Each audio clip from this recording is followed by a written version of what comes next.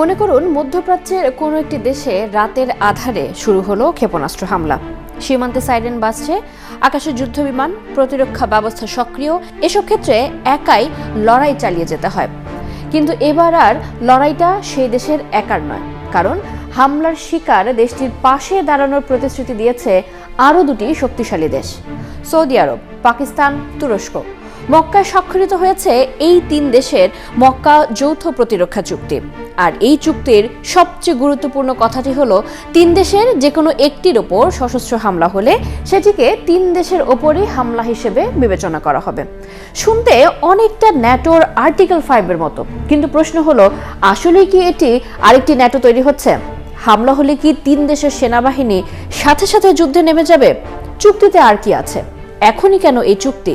এই চুক্তির গুরুত্ব বুঝতে হলে আগে বুঝতে হবে এই চুক্তি আসলে কি, এক দেশের নিরাপত্তা নাকি তিন দেশেরই নিরাপত্তা। সহজ করে বললে, মক্কা চুক্তির মূল দর্শন হলো কালেকটিভ ডিফেন্স বা সম্মিলিত প্রতিরক্ষা। অর্থাৎ একজন আক্রান্ত হলে বাকিরা চুপ করে থাকবে না। কিন্তু এখানে একটা গুরুত্বপূর্ণ বিষয় আছে। এর মানে এই নয় যে সৌদি আরবে কোনো গুলি ছোড়া মাত্রই পাকিস্তান ও তুরস্ক স্বয়ংক্রিয়ভাবে যুদ্ধ ঘোষণা করবে। চুক্তির মূল বিষয় হলো, এক দেশের ওপর সশস্ত্র হামলাকে সবার ওপর হামলা হিসেবে দেখা হবে এবং আক্রান্ত দেশকে প্রয়োজনীয় সহায়তা দেওয়ার কাঠামো তৈরি থাকবে। এই সহায়তা কি হবে সেটা পরিস্থিতির উপরে নির্ভর করতে পারে। সামরিক সহায়তা হতে পারে, গোয়েন্দা তথ্য হতে পারে, প্রতিরক্ষা সরঞ্জাম হতে পারে, অথবা আরও সরাসরি সামরিক পদক্ষেপও হতে পারে।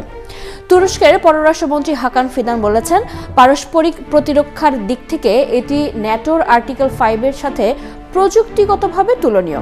তবে প্রতিটি পরিস্থিতিতে কী ধরনের সহায়তা দেওয়া হবে তা পরিস্থিতি অনুযায়ী নির্ধারিত হবে।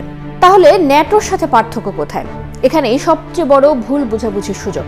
ন্যাটোর আর্টিকেল 5-এ বলা আছে, একজন সদস্যের ওপর সশস্ত্র হামলা হলে সেটিকে পুরো জোটের ওপর হামলা হিসেবে বিবেচনা করা হবে। মক্কা চুক্তির ভাষ্য অনেকটা একই ধরনের, কিন্তু মক্কা চুক্তি ন্যাটো নয়। ন্যাটো রয়েছে বহু দশকের প্রতিষ্ঠান, বিশাল সদস্য ভিত্তি, সমন্বিত সামরিক কমান্ড, দীর্ঘদিনের যৌথ পরিকল্পনা এবং স্থায়ী প্রতিরক্ষা কাঠামো। মক্কা চুক্তি এখন মাত্র তিন দেশের নতুন একটি কাঠামো, তাই একে বলা হয় ন্যাটোর আর্টিকেল 5 ধাঁচের কালেকটিভ ডিফেন্স অ্যারেঞ্জমেন্ট। আর এখানেই এর আসল গুরুত্ব, কারণ তিন দেশ এখন নিজেদের নিরাপত্তাকে আলাদা আলাদা না দেখে একটি যৌথ কাঠামোর মধ্যে দেখতে শুরু করেছে। কিন্তু চুক্তি কি শুধু হামলা ঠেকানোর জন্য? উত্তর হচ্ছে না। এখানে বিষয়টি আরও গুরুত্বপূর্ণ। চুক্তির অধীনে তিন দেশের মধ্যে প্রতিরক্ষা সহযোগিতা আরও গভীর করার কথা বলা হয়েছে। এখন একটু ভাবুন, আজ একটি চুক্তি হলো, কিন্তু 6 মাস পর কোনো সংকট তৈরি হলে তখন কে সিদ্ধান্ত নেবে? কী ধরনের গোয়েন্দা তথ্য ভাগ হবে? কিভাবে সামরিক সহযোগিতা করা হবে? কোন পরিস্থিতিকে আর্মড অ্যাটাক হিসেবে বিবেচনা করা হবে? এসব প্রশ্নের উত্তর দেওয়ার জন্য প্রয়োজন একটি প্রাতিষ্ঠানিক কাঠামো। অর্থাৎ মক্কা চুক্তি শুধু একটি রাজনৈতিক ঘোষণা নয়, এটিকে একটি স্থায়ী নিরাপত্তা ব্যবস্থায় পরিণত করার চেষ্টা রয়েছে। আর এই চুক্তির সবচেয়ে বড় অস্ত্র কি? সেনা নয়, ক্ষেপণাস্ত্রও নয়, ভয়। আর সামরিক ভাষায় এই ভয়কে বলা হয় ডিটারেন্স। মনে করুন কোনো শক্তি সৌদি আরবের ওপর হামলা করার কথা ভাবছে। আগে তাকে হিসাব করতে হতো সৌদি আরব কতটা প্রতিরোধ করতে পারবে। এখন হিসাবটা বদলে গেল। তাকে ভাবতে হবে পাকিস্তান কি করবে, তুরস্ক কি করবে, তিন দেশের সম্মিলিত সামরিক সক্ষমতা কতটা।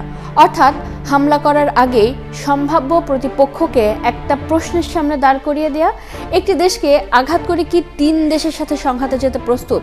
আর মক্কা চুক্তির সবচেয়ে বড় রাজনৈতিক শক্তি সম্ভবত এখানেই। তবে সবচেয়ে বড় পরিবর্তনটা অন্য জায়গায়। দশকের পর দশক মধ্যপ্রাচ্যের নিরাপত্তা কাঠামো মূলত তিনটা শক্তিকে ঘিরে ছিল। একদিকে যুক্তরাষ্ট্র এবং তার মিত্রশক্তি, অন্যদিকে ইরান এবং তার মিত্ররা, আর মাঝখানে নিজেদের নিরাপত্তা নিয়ে হিসাব করতে থাকা উপসাগরীয় রাষ্ট্রগুলো। এখন সৌদি আরব, তুরস্ক ও পাকিস্তানের মতো বড় মুসলিম দেশগুলো নিজেদের মধ্যে নিরাপত্তা সহযোগিতা বাড়াচ্ছে। অর্থাৎ তারা হয়তো বলতে চাইছে, নিজেদের নিরাপত্তা অন্য কোনো শক্তির হাতে পুরোপুরি ছেড়ে দেওয়া যাবে না। এটাই এই চুক্তির সবচেয়ে বড় রাজনৈতিক বার্তা। তাহলে শেষ প্রশ্ন হলো, সৌদি আরব, তুরস্ক ও পাকিস্তান কি নতুন কোনো সামরিক জোট তৈরি করছে?